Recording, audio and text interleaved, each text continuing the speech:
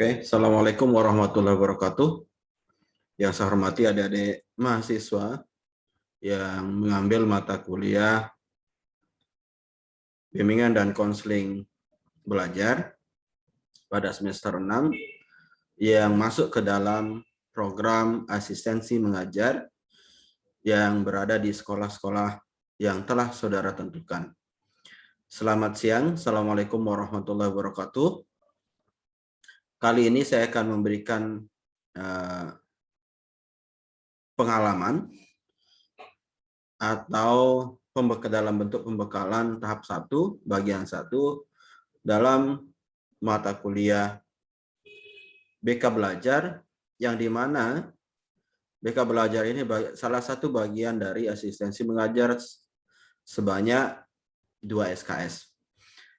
Adik-adik yang saya hormati, kalau kita lihat bahwa tujuan dari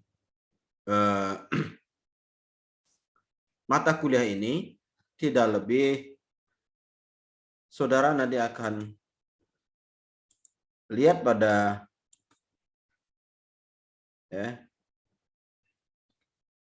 saudara bisa melihat pada deskripsi mata kuliahnya, di mana saudara diharapkan mampu untuk mengkaji konsep belajarnya, hakikat kesulitan belajar, jenisnya kesulitan belajar siswa, yang tentunya nanti saudara harus bisa mengidentifikasi juga faktor kesulitan.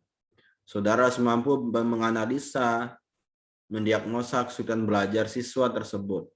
Nah, serta saudara harus mampu menyusun RVL di situ.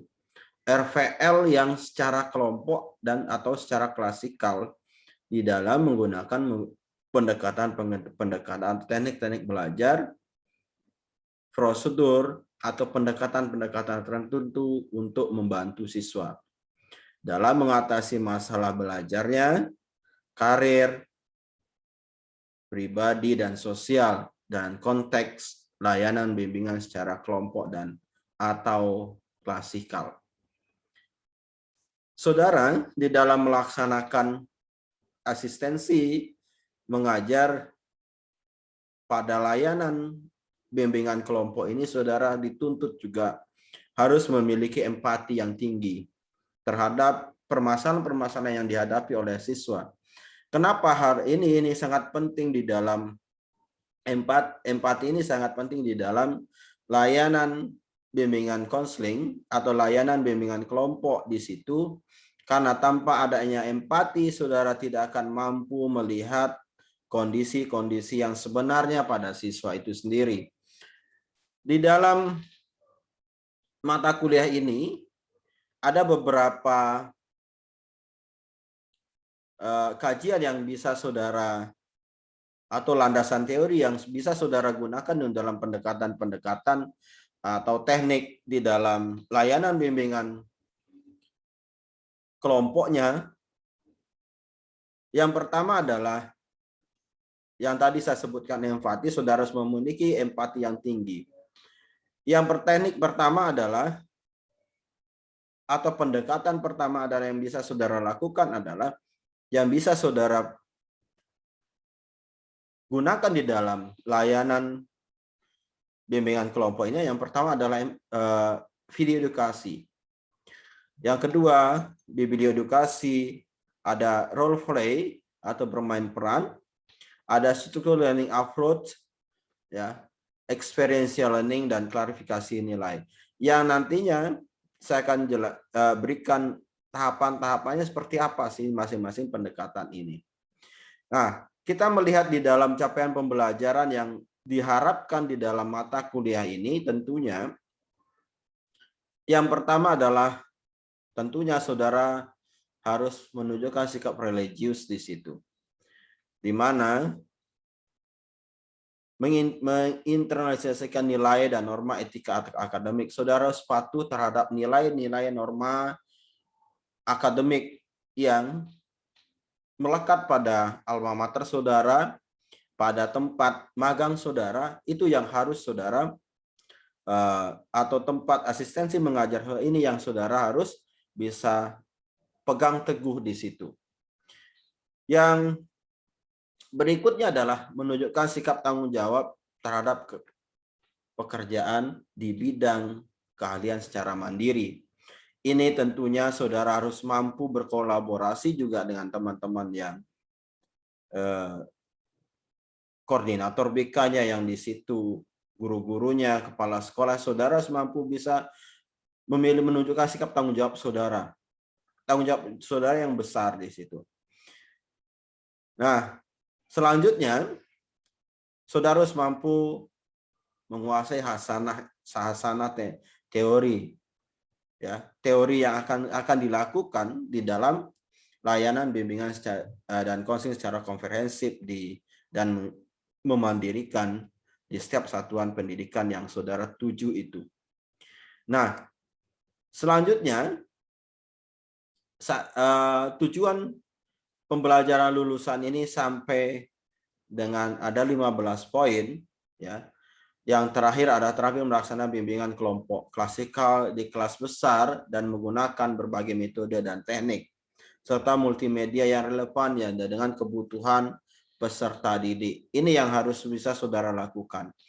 Di mana saudara harus bisa menggunakan multimedia yang relevan pada saat ini, yang relevan dengan kasus-kasus yang akan saudara angkat di situ, atau kesulitan yang akan saudara berikan pemecahannya kepada siswa itu. Saudara bisa memberikan menggunakan multimedia yang relevan di situ. Nah, apa sih capaian-capaian pembelajaran mata kuliah ini? Yang tadi ada deskripsi mata kuliahnya, ada CVL-nya, lulusan pembelajarannya. Sekarang CMPM-nya bagaimana capaian pembelajaran mata kuliahnya. Yang tadi ada konsep dasar, saudara semua menguasai di situ, ya, dan mampu mempraktekkan langkah-langkah atau tahap teknik di dalam konseling belajar yang tepat atau konseling kelompok atau bimbingan belajar yang tepat di situ. Yang berikutnya adalah saudara mampu mempraktekkan teknik-teknik secara tepat. Teknik-teknik yang saya sebut di atas di situ dari video edukasi, biblioedukasi, ya, role play atau bermain peran di situ, ya, dari structural learning approach atau SLA, experiential learning dan klarifikasi nilai. Saudara harus bisa mampu di situ mempraktekkannya dengan tepat dari masing-masing tahapan itu sendiri. Nah, yang berikutnya yang tidak kalah penting adalah saudara harus mampu menguasai kondisi dan mekanisme perubahan di bidang layanan bimbingan dan konseling di satuan pendidikan yang saudara tempat asistensi mengajar itu. Nah, pada capaian mata kuliah terakhir ini adalah saudara mampu membuat laporan kegiatan layanan bimbingan dan konseling dengan teknik yang dipilih diantaranya misalkan, mohon maaf empatinya, bukan, kalau empati itu udah diantaranya ada video edukasinya, ya, ada video edukasi, biblioedukasi, role play di situ, structural learning approach dan experiential learning. Nah, ini saudara harus mampu membuat laporannya nantinya. Mana yang cukup satu saja yang akan saudara lakukan di situ. Tetapi benar-benar matang. Cukup satu yang akan saudara gunakan nantinya yang saya minta untuk sebagai hasil akhir dari mata kuliah ini, cukup satu teknik saja yang digunakan di dalam konseling atau di dalam bimbingan kelompok yang akan saudara lakukan. Teknik mana yang akan saudara gunakan? Apakah video edukasi, biblioedukasi, role play, structural learning approach, dan klarifikasi nilai. Teknik-teknik ini harus jelas tahapannya apa saja, kebutuhan instrumen yang dibutuhkan di dalam teknik-teknik ini apa saja, itu yang saudara harus persiapkan secara matang sebelum saudara melakukan teknik ini. Nah, nanti akan saya meminta saudara untuk membuat laporannya. Tentunya di dalam masing-masing teknik itu, di dalam membuat laporan itu harus disiapkan juga. Yang pertama adalah RVL-nya yang saudara harus buat, videonya bagaimana, video pelaksanaan dari teknik ini seperti apa, ya, materinya yang saudara angkat apa saja, ya, itu yang akan saudara lampirkan di dalam laporan kegiatan itu. Ini adalah hasil akhir yang diminta di dalam mata kuliah ini. Nah, yang akan saudara lakukan adalah yang tadi masing-masing teknik itu. Yang pertama adalah bagaimana saudara membuat instrumen yang tepat di dalam, misalkan di dalam video edukasi. Instrumen-instrumen apa saja yang dibutuhkan di dalam video edukasi misalkan. Salah satu di dalam instrumen-instrumen itu adalah ada cerpen. Kalau video edukasi itu adalah cerpennya dari kumpulan cerpen, skenario cerpennya, ya. Bagaimana melaksanakan cerpennya, materinya seperti apa. Yang harus saudara susun juga di situ ada refleksinya.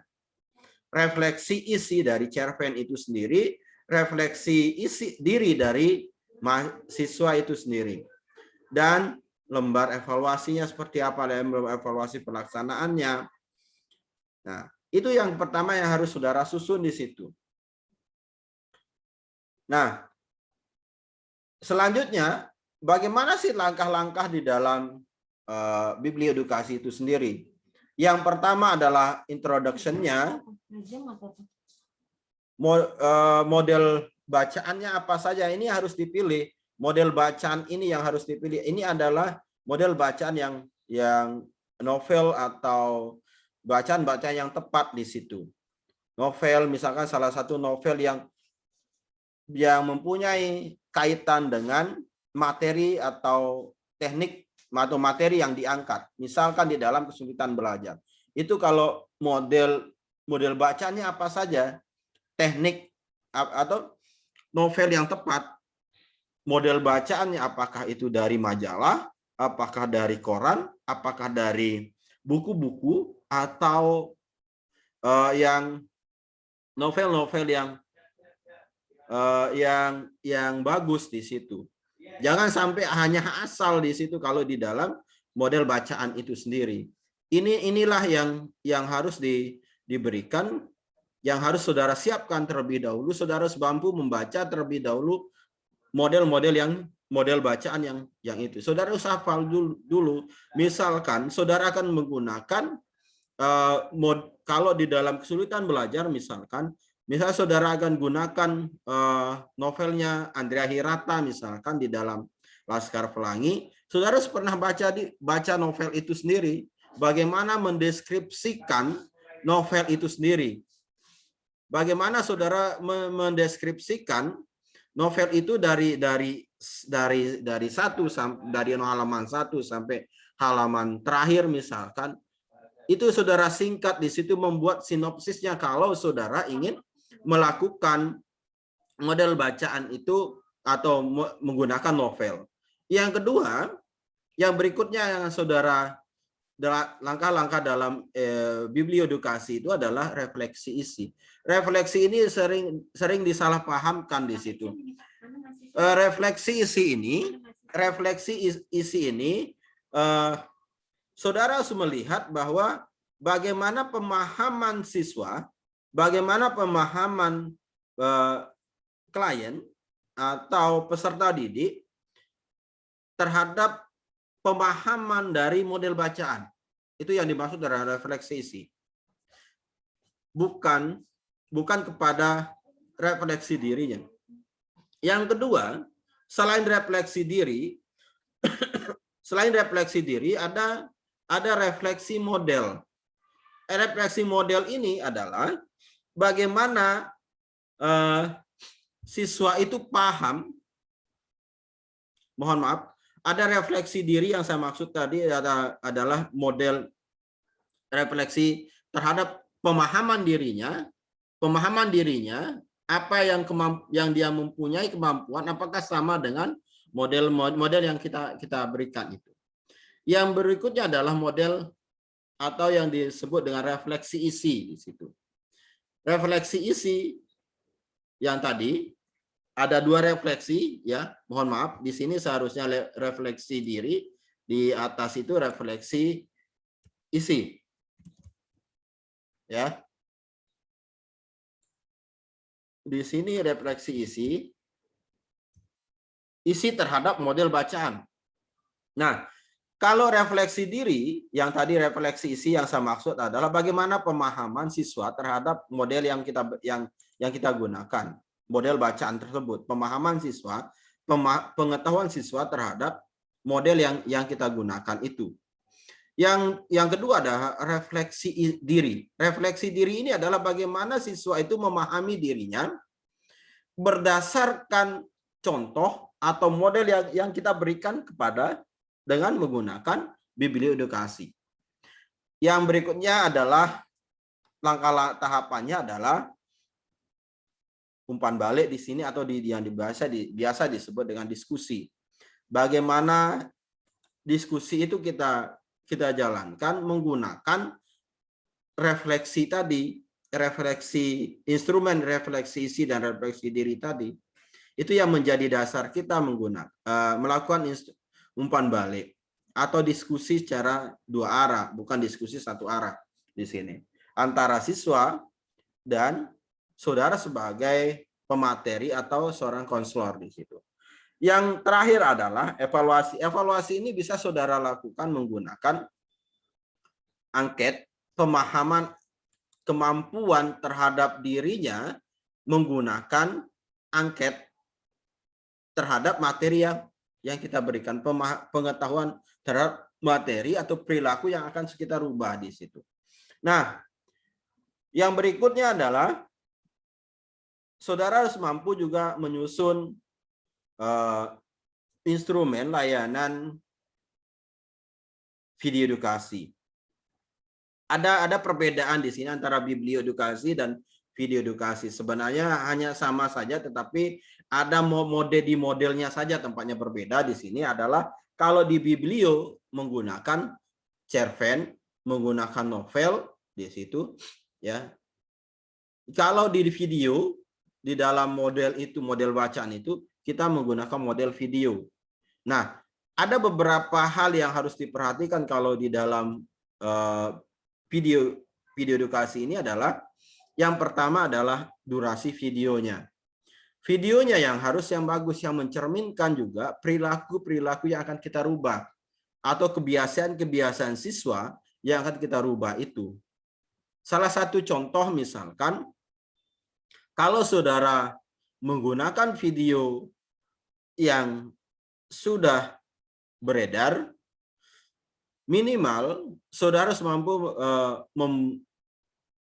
mengecilkan di situ, ya, menjadi tidak boleh lebih dari 20 menit kalau di dalam video itu. Karena apa? Karena takutnya di situ kalau terlalu lama, terlalu bias perilaku yang akan kita rubah. Ya, model video itu paling maksimal itu ada 20 menit.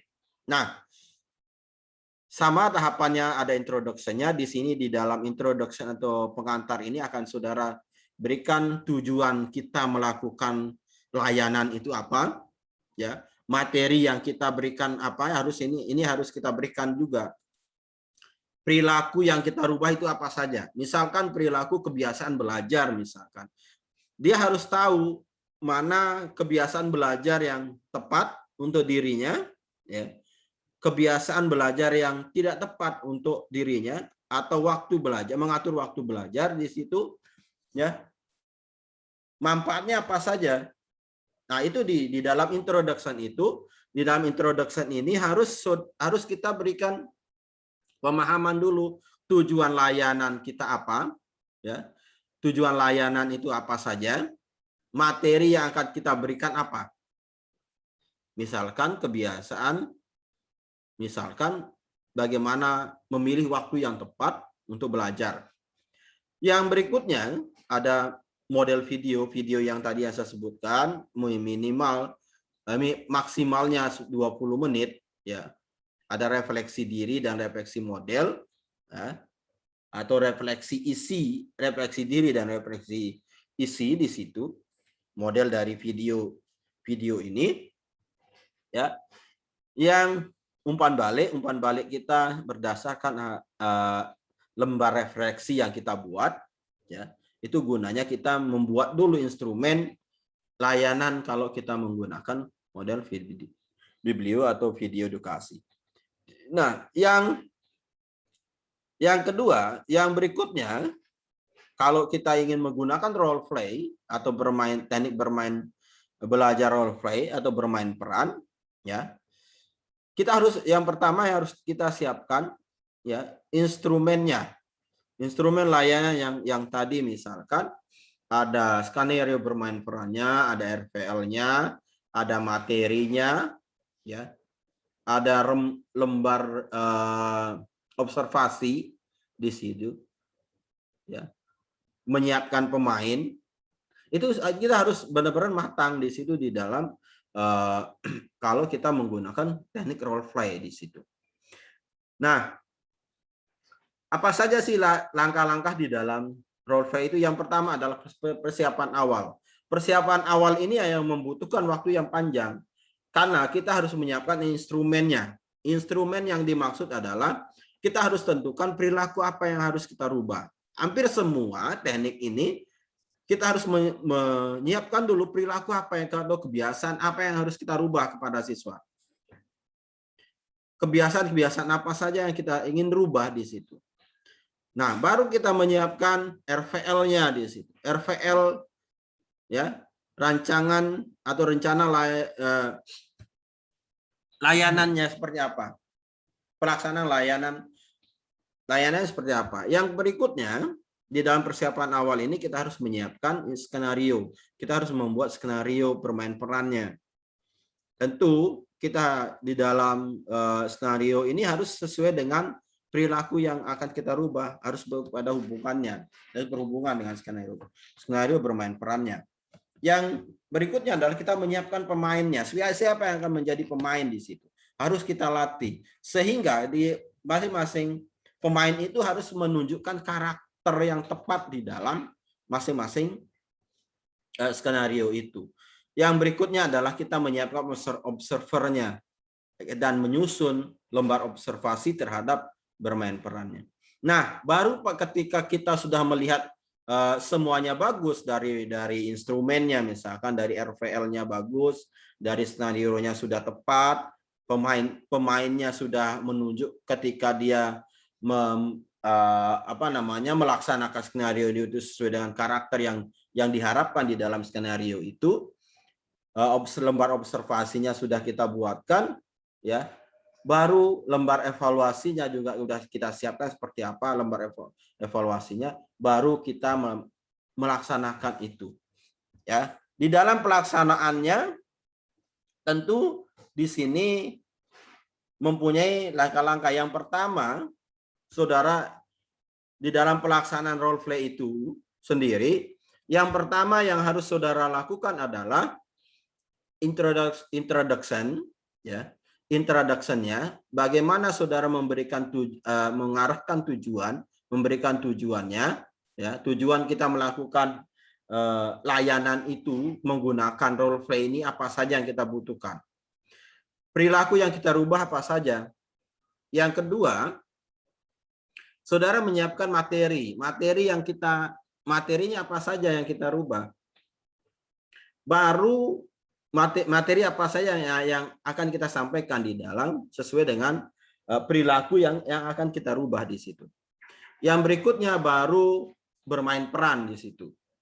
Bermain peran yang ketiga di teknik yang ketiga adalah ada bermain perannya, ya. Yang tadi dari pemainnya seperti apa, skenario-nya seperti apa, ya.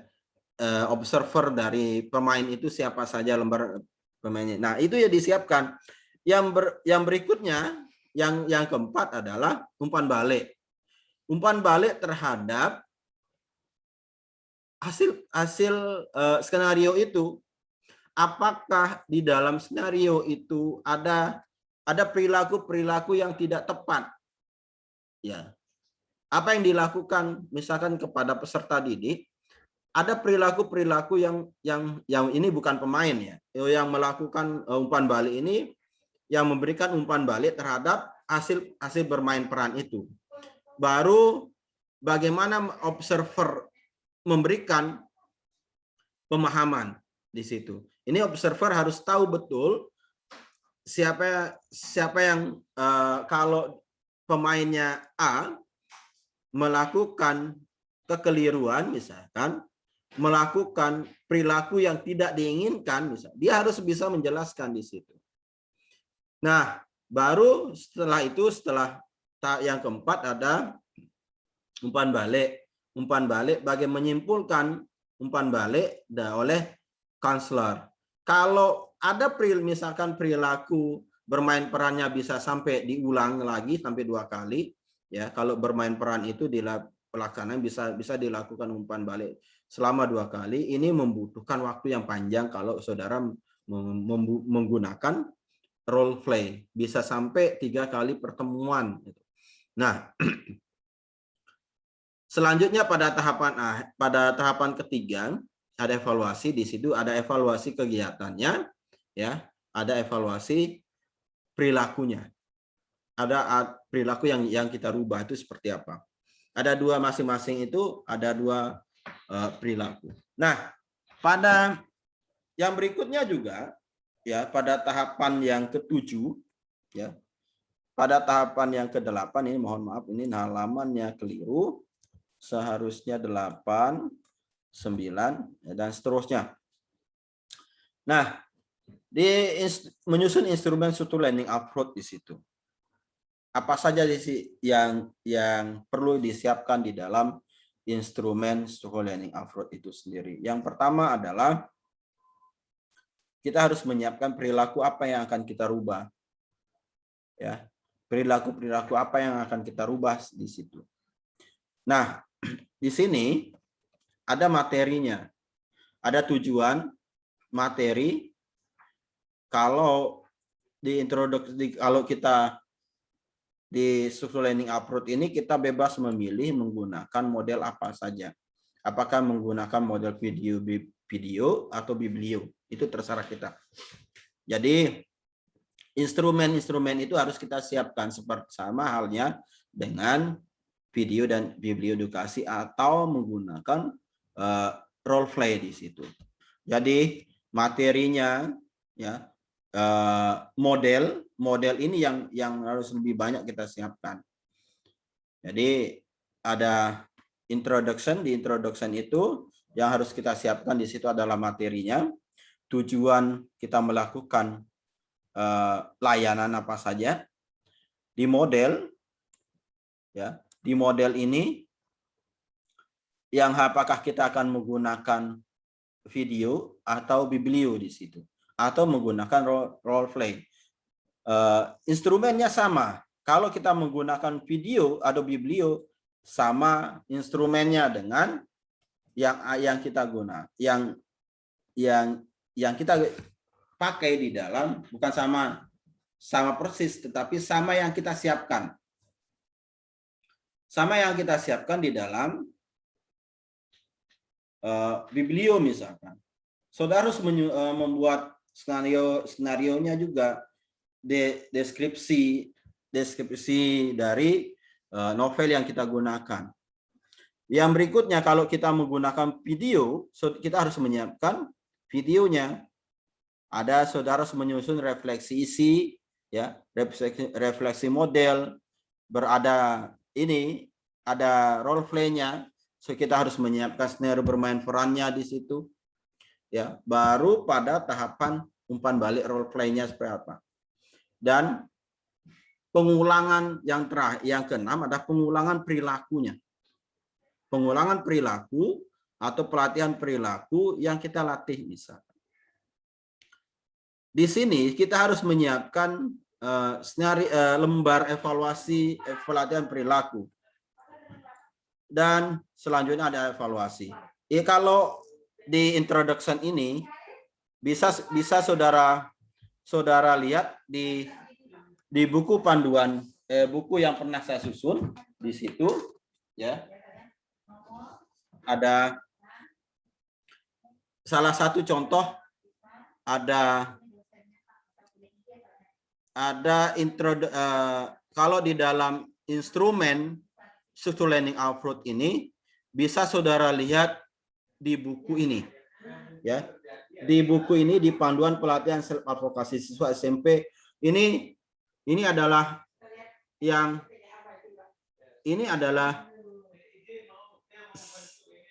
sedalam apa namanya? Udah lengkap di sini. Salah satu contoh bagaimana introduction-nya, modelnya, refleksi, lembar refleksinya, ini sudah ada di sini semuanya, karena ini adalah hasil penelitian saya, ya. Di Struktur Learning Approach ini adalah hasil penelitian. Yang berikutnya adalah pada tahapan berikutnya, ya, ada experiential learning. Experiential learning ini menggunakan tekniknya David Kopp, ya. Ini menggunakan teknik David Kopp di situ. Jadi apa saja sih tahapan-tahapan di dalam Struktur Learning Approach itu sendiri? Yang pertama adalah emotionnya. Emosi yang kita rubah itu apa? Ini harus jelas di situ bahwa kalau emosinya, ya, emosinya harus jelas. Emosi apa yang akan kita rubah? Yang kedua ada weighting-nya. Ada apa di dalam emosi itu? Ya, ada apa di dalam emosi itu? Yang berikut adalah thinking-nya, bagaimana berpikirnya terhadap emosi itu. Yang terakhir adalah bagaimana pengalaman siswa terhadap emosi itu sendiri. Nah, yang terakhir adalah teknik value klarifikasi nilai, ya, di mana saudara harus mampu dan menyusun instrumen value klarifikasi teknik, ya, klarifikasi nilai. Saudara bisa melihat di berbagai bukunya Diani dan Tillman, ya, itu berdua. Nah, di dalam salah satu klarifikasi nilai itu ada tiga langkah. Yang pertama adalah memilih nilai-nilai yang tepat, ya, nilai baik, nilai buruk. Nah, di dalam memilih ini, saudara yang memilih nilai-nilai yang mana yang akan kita berikan kepada siswa. Nilai-nilai apa saja yang akan kita rubah pada siswa, atau perilaku apa saja yang kita rubah pada siswa. Ini harus bisa kita melihat bahwa ini value clarification teknik ini untuk merubah karakter di sini. Ini perlu harus kita lihat bahwa untuk merubah karakter atau behavior siswa. Nah, dalam memilih misalkan salah satu karakter, misalkan karakter mengantri misalkan. Ini cocok untuk semua jenjang dari tingkat TK sampai dengan SMA dan perguruan tinggi. Nilai-nilai apa saja yang akan kita rubah. Nah, untuk memilih ini, di dalam langkah-langkah memilih ini, kita harus menyusun instrumennya. Misalkan kalau kita ingin menggunakan video, ada 2 video yang harus kita siapkan. Ada video yang karakternya buruk, ada video karakternya baik. Nah, ini yang harus kita siapkan, ya, kalau instrumen-instrumennya di dalam memilih ini. Nah, bagaimana menghargai di situ? Di dalam langkah menghargai ini ada langkah diskusi. diskusi atau umpan balik terhadap dua video tadi. Ada video karakternya buruk, ada video karakternya baik. Seperti apa? Nah, setelah mereka bisa menghargai, oh kalau si dalam video ini itu udah keliru di dalam melakukan, misalnya. Belum tepat. Ada yang bilang, oh itu bagus. Bagi kami itu bagus. Nah, bagaimana melakukan sekarang langkah terakhir ada tindakan. Di sini adalah tentu pada decision making-nya. Bagaimana kita memilih, ya? Bagaimana dia bisa memilih tindakan-tindakan yang tepat? Apa alasannya? Apa kelebihannya kalau memilih tindakan yang atau memilih A misalnya atau B? Apa kelebihannya? Apa kekurangannya terhadap kemampuan yang dimiliki? Baru melakukan di tindakan itu sendiri atau mengambil keputusan terhadap tindakan yang tepat pada dirinya dan lingkungannya. Saya rasa selanjutnya saya akan berikan contoh tentang RVL-nya, ya. Ini daftar buku sebelum itu, ini daftar buku yang bisa saudara baca terhadap teknik-teknik yang saya sebutkan tadi di atas, ya. Di dalam ini nanti akan kita diskusi melalui grup WA dan yang lain. Cuman jangan lupa like and share video ini, ya. Saya berharap, ya, ini untuk saudara, jangan lupa like dan share videonya. Selanjutnya saya akan berikan contoh bagaimana contoh RVL kekinian, hanya 1 lembar di situ. Kalau yang dulu bisa sampai 5 lembar, 6 lembar di situ. Nah, salah satu contoh ini bentuk RVL atau rencana pelaksanaan layanan bimbingan kelompok. Misalkan SMA-nya apa, ya, SMA-nya atau SMP-nya apa saja di tahun semester genap tahun pelajaran 2020-2021 ini. Di sini kop sekolahnya, satuan ini identitasnya, identitas sekolah seperti apa, komponennya, komponen layanan dasar, misalkan bidang layanan belajar, topiknya apa yang akan kita buat, topik layanannya apa, topik layanannya mengatasi kejenuhan dalam belajar misalkan. Teknik layanan yang kita gunakan apa? Teknik yang tadi, teknik yang kita berikan, yang kita gunakan apa? Teknik layanannya apa? Video edukasi misalkan di kelas 8 2 kali 24 menit misalkan. Nah, tujuan layanannya apa di situ? Ini yang tujuan layanan yang tadi saya sering singgung, ya. Siswa mampu mengidentifikasi berbagai macam penyebab kejenuhan dalam belajar misalkan. Mampu mengklarifikasi di situ, mampu menganalisa dan mengambil keputusan yang tepat. Yang kedua, ya, metode, alat, dan media. Metode apa? Apakah metode yang kita gunakan adalah daring atau secara klasikal atau offline di situ? Ya, itu terserah saudara dalam pelaksanaannya. Tetapi kalau dia daringnya dari apa? Dari WA, dari Google Classroom, atau seperti ini dari video, ya.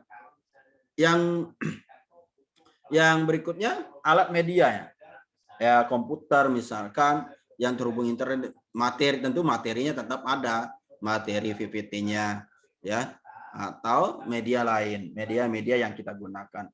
Nah, langkah-langkah kegiatannya sangat simpel.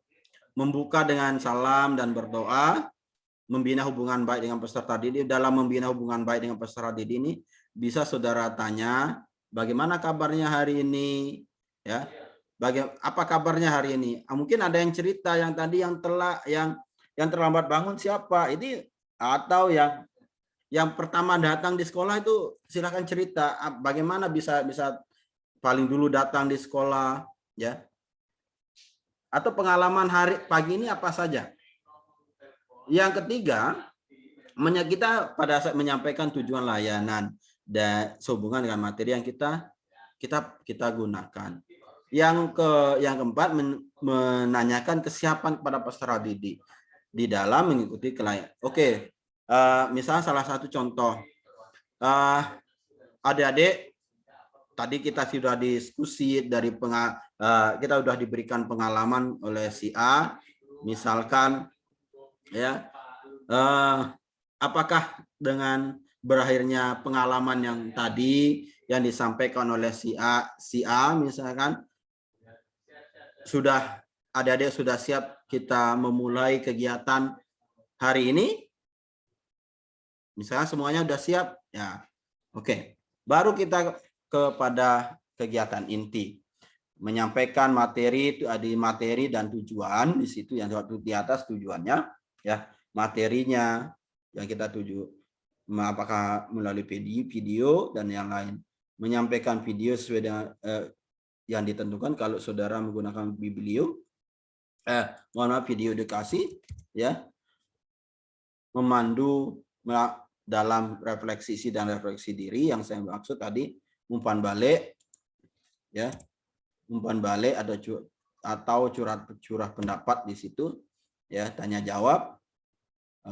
Bagi peserta yang kurang paham diberi kesempatan untuk bertanya, memberikan kesempatan untuk berkomentar, ya, untuk mengomentari pertanyaan dari siswa yang lain.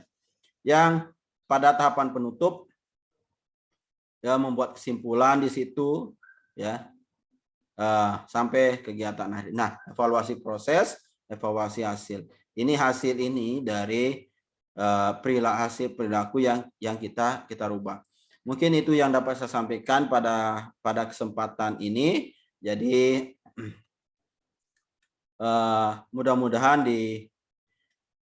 saudara diberi kemudahan di dalam pelaksanaan asistensi mengajar di satuan pendidikan yang sudah saudara pilih, ya, dipilih sendiri, ya.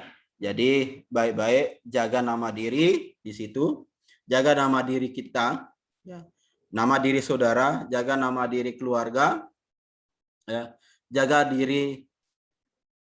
nama baik diri saudara, jaga nama baik keluarga saudara, jaga nama baik kampung saudara, dan jaga nama baik paling utama adalah jaga nama baik alma mater saudara. Jadi sekian yang dapat saya sampaikan. Wabillahi taufiq wal hidayah. Wassalamualaikum warahmatullahi wabarakatuh.